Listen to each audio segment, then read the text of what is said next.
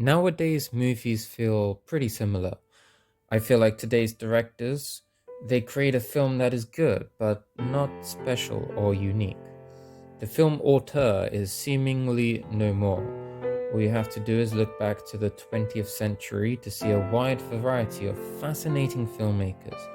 And as you go further down the obscure iceberg, you may eventually find Nobuhiko Obayashi.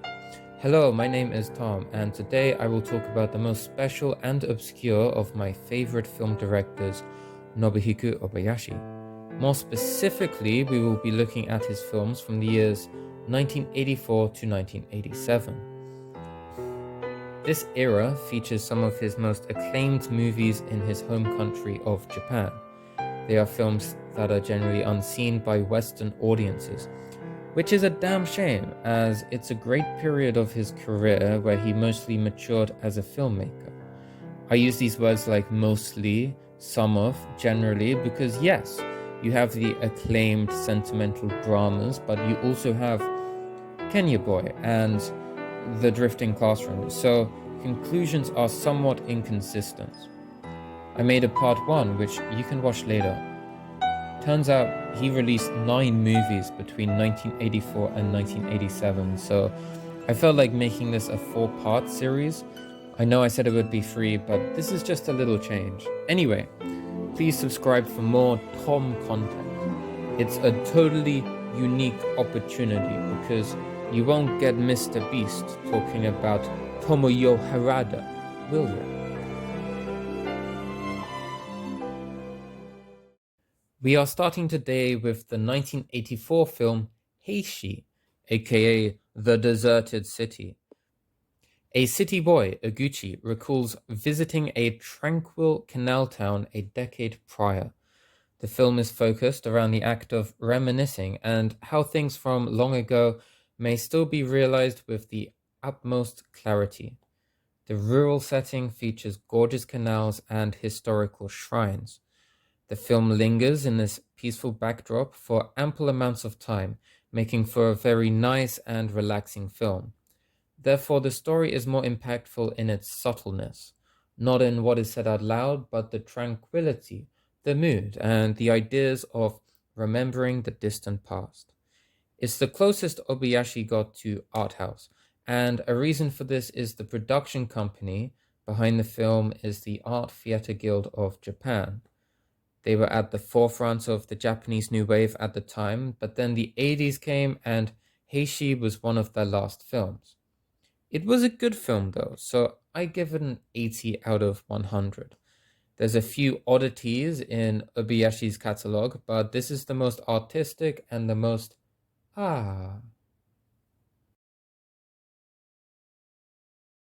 Next is another 1984 movie called Shounen Kenya, aka Kenya Boy. An 11-year-old boy gets separated from his father and must learn to survive and become one with the tribes. This is Obayashi's only animated movie. Normally, animated movies take many years to make, although this would have taken very little time to produce because A. Obayashi released 3 movies in 1984. It's not like he had time to spend doing it properly. And B, the film is very rushed and the animation is not even finished. Regardless, it's really enjoyable in a weird kind of way. A pretty cool mess. I'd give it a 72 out of 100. Going into this film as an Obayashi fan would be more beneficial than as an anime fan. Moving on, we have the final film from 1984 called The Island Closest Heaven. A teenage girl, played by pop star Tomoya Harada, goes to New Caledonia to find the island that her father spoke of. There she discovers that the real island is the friends she made along the way. Hooray! It's a fish out of water type of story. The film is pretty much a socially awkward and introverted Tomoya Harada walking around an island and making friends. A better name for this film would be Socially Awkward Wandering. I like how the plot isn't too important. As a viewing experience, it's just relaxing fun. especially when the warm colors ooze onto the screen just like a travel brochure. The worst part of the movie is when the old guy, who is friends with a local kid, falls head over heels for the teenager. It didn't age so well. Very, very creepy. Overall, I give it an 81 out of 100. A critic could so easily slam this film, but I'm a little bit biased.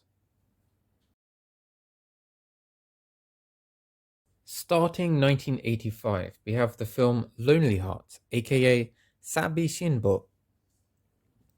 As a high school boy comes of age in the beautiful town of Onomichi, he sees visions of a mysterious yet friendly ghost-like girl. The boy is a lonely wanderer and yearns for love. This film is a mixture of poignant melancholy and playfulness. Coming-of-age movies generally hits the same notes while altering the location, but Lonely Heart does more. This film is about wishing for the future while also being about longing for the past. It's a 5-star film by a director that knows categorically how to portray nostalgia on film. Therefore, it's his most acclaimed by Japanese critics, while being touching and profound enough for the casual viewer to adore. I spoke about this film more in this other video I did called Obscure Japanese Movies, so you can check it out there. It's a 96 out of 100 and definitely gets a masterpiece medal. A truly masterful movie that is profound and moving. Also in 1985, Shimaizaka, aka Four Sisters, was released. It's about four sisters.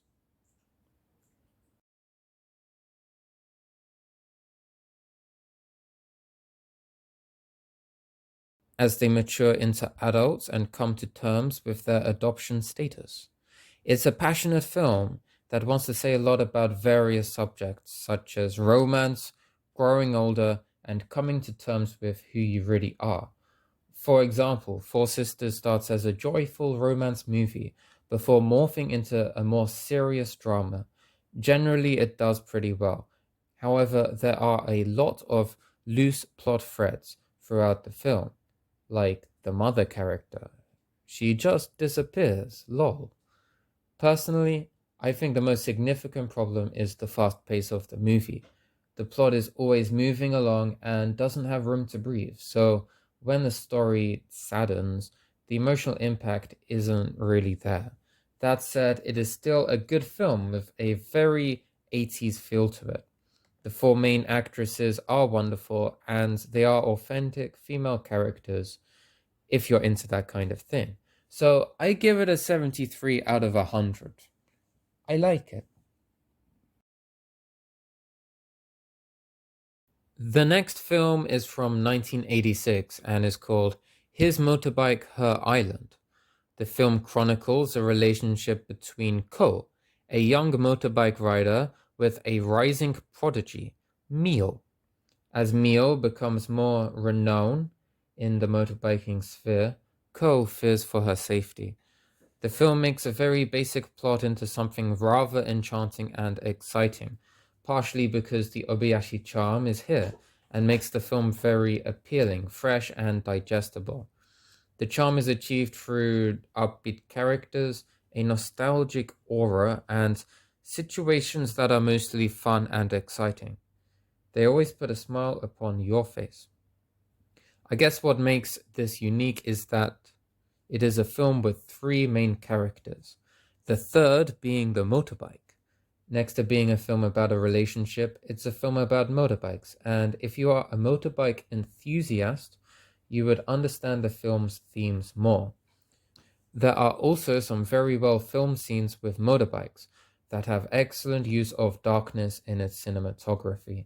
So I would give this an 83 out of 100. Sure, I'll give it a masterpiece medal. I think it's an accessible movie, especially for Western audiences. They would enjoy it a lot.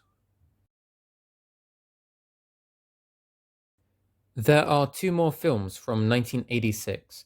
The next one doesn't have subtitles and is called April Fish, starring the Yellow Magic Orchestra's Yukihiro Takahashi. There's a HD restoration, so I expect this will be made available soon. It looks pretty weird. The last film from 1986 is Bound for the Fields, the Mountain and the Seacoast. Set in a town next to the sea during World War II, we follow the story of a young boy who competes with a school bully over the affection of a local girl. It's not so much a romantic movie as it is a playful, adventurous, and whimsical coming-of-age tale set during a very serious and troubling time in Japan's history. These serious events that are happening in the village revolve around the war and are seen through a child's perspective. So this film contains the fun and the childish while dealing with the substantial and the worrying. For example, there's a game of capture the flag. Also, the young girl gets ostracized from society and sold into prostitution. So as you can see, it's a weird mix of moods that works for some reason. I don't know why. Although any hijinks and tomfoolery is eventually undermined by a very grim and artistic conclusion. It is one of the best endings to a movie ever. So when I think of this movie, I do remember the fun, but I mainly remember the pacifist themes about the futility of war. I give this movie a 95 out of 100. It is ridiculously high, and I know that. And of course, I give it a masterpiece medal. I felt like this one worked very well. The final film to talk about today is The Drifting Classroom, and boy, what a way to end the video. Sho is a regular high school kid at his regular, annoyingly bilingual high school. One day, while at school doing totally normal things like spontaneous singing, the school building gets magically transported to a desert wasteland.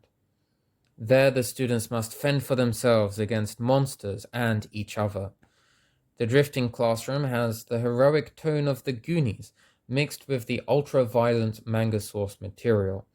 What is left is a glorious mess. A mess so incredible that I'm going to give it a masterpiece medal, right here, right now, before even talking about it any further. So let's talk about it a little bit more. The film opens with Sho fondling his mother. I don't know why. Then we are introduced to some of Sho's American-Japanese classmates, aka the worst actors in the history of cinema. I am not kidding. The girls start fainting over Sho's rival, Mark. Mark is the ultimate bad actor. He is truly incredible. And his goal in the movie is to achieve his big game, which was a soccer match on Sunday, but develops into a more deeper and inner objective. For me, that is the main plot of the film. Anyway, they sink. Again, I don't know why. Then they are transported into a desert. Water is low and a power struggle emerges between Sho and Mark. It's rather heroic and epic, but then kids die. A kid genuinely turns into a skeleton. It makes you ponder, what is this film? It feels like a kid's film, but then the kids who are bad at acting are dying, so it's all odd. There's also the bizarre production. The score is excellent and is similar to Joe Hisaishi. The special effects are groovy and the production design is top-notch. Yet the plot and the acting are jarringly terrible. There's not another film I know that is so polarizing in quality. Finally, let's talk about my favorite scene. Spoilers. The big twist in the film is that the school didn't travel through space, it traveled through time, into the future. How did the film choose to disclose this twist? With a boy going out and finding the bones of his dog. In the future, where everything has turned to sand.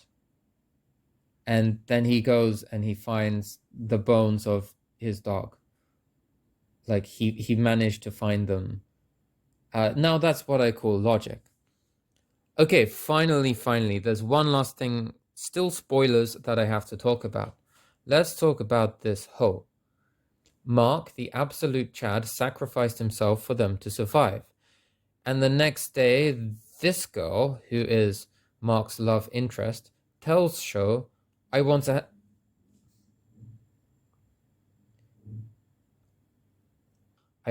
your baby soon. Someday soon. She literally doesn't care about Mark's martyrdom, to the point where she becomes the femme fatale of the movie. What a hoe. So much for the legacy of Mark. I got a little carried away there. The final score of this movie is 85. Critically, it's a 60, but that's not important. It's glorious, spectacular, and a misfire, so you should watch it.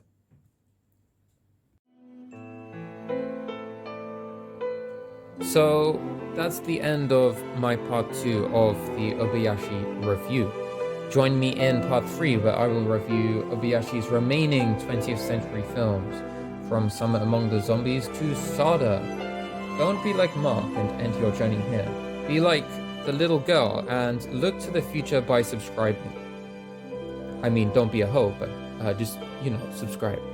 Thank you for watching. Goodbye.